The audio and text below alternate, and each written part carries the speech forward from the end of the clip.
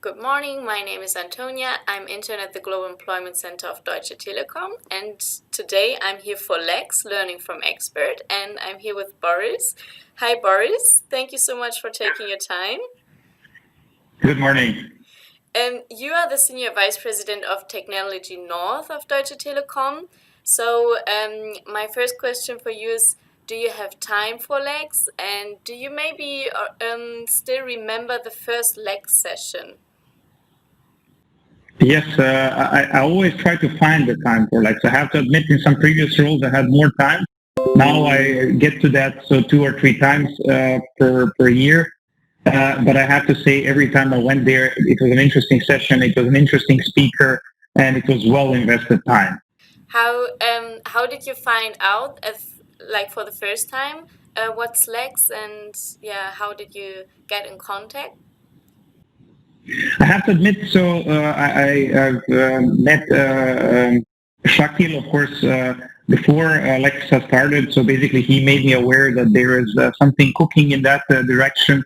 So after participating, I cannot remember really what was my first session where I participated, but I can remember that very quickly Shakil asked me to basically present a topic, and I enjoyed it because it was a huge group. I think it was more than 100 people, and it was really interactive. It was basically everything that I wanted. I don't like these frontal, like the well-prepared, only one directional presentation. So it was really interesting to get into the dialogue. And it was, I remember even before these pandemic times, it was basically a hybrid event. So we had some people on site, and we had many people on the so to say on the WebEx or on the video call. So it was an exciting time, and I think it was about the big data and some other concepts which we were discussing at the time. Is this what you like about LEX, like this interaction with the audience, or what else do you like? Well, first thing I like is that it's basically a grassroots initiative. So it's not some predefined major process with some selection criteria, etc. It's basically everyone can participate, everyone can present, but everyone can or cannot take place. So basically take part. So it's basically you have basically no limitations, neither in the sense of the content nor in the sense of who can participate at which time. So basically, you look for the slot where you can do that, where you can be basically engaged. You go for it, and the variety of the topics is extremely interesting. I really enjoy it, because basically you can hear everything from programming up to the cultural topics, up to the social topics, innovation trends. Everything is basically there. So basically, whoever is bold to present, and I find it fantastic. And how do you think exactly benefits Deutsche Telekom from a platform like LEX?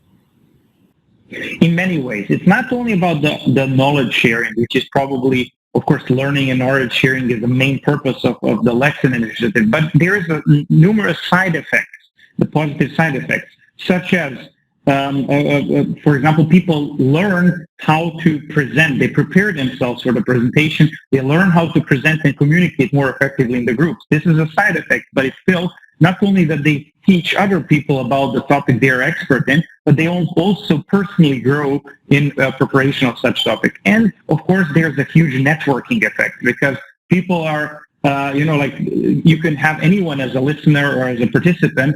And basically, through the communication, through the networking effect, many people in the company get in touch, which would normally not get into touch in some other areas. So I find it simply amazing. That's nice to hear. But we all know there's always room for improvement. What can we improve at LEX?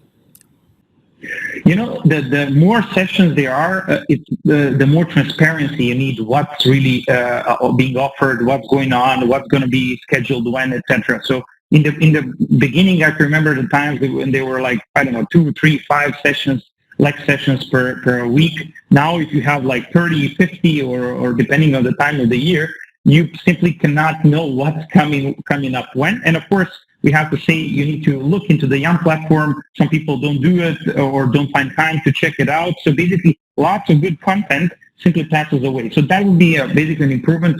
use all the channels you have, the classical channels and also the social media channels, to promote the topics, to make them more visible, to make them more aware to the people, so that not only that will boost the confidence and let's say the effect of the people who are presenting, but also of the people who are participating. Thank you so much, Boris, for your feedback, for your support, and for taking time for this interview. I wish you a very nice day and that you learn something new, maybe. And yeah, have a nice day. Thank you very much, Antonia. Bye-bye.